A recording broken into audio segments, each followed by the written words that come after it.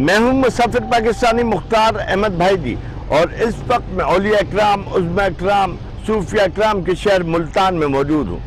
ये मुल्तान का वो तारीखी रेलवे स्टेशन है जिसे दोबारा रेनोवेट किया गया। इससे कबल मुसाफिर पाकिस्तानी ने आपको मुल्तान के पुराने स्टेशन के बारे में न सिर्फ आगाही दी, बल्कि उस स्टेशन को दिखाया कि अंग्रेज़ों के दौर में बनाए जाने वाले स्टेशन को किस तरीके से तबाह व बर्बाद कर दिया गया है।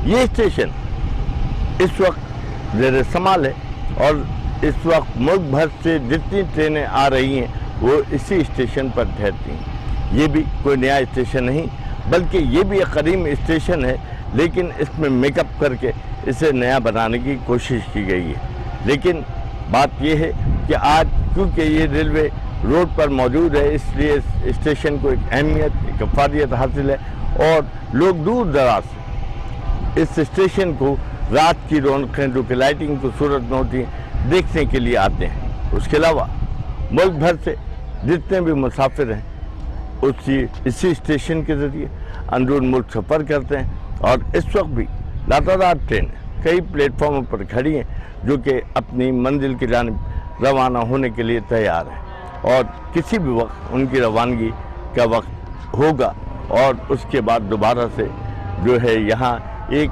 रौनक जो कि रात को लाइटिंग की सूरत में होती है वो आ जाएगी, और लोग दूर दराज से यहाँ सिर्फ लाइटिंग देखने के लिए आते हैं। Thank you.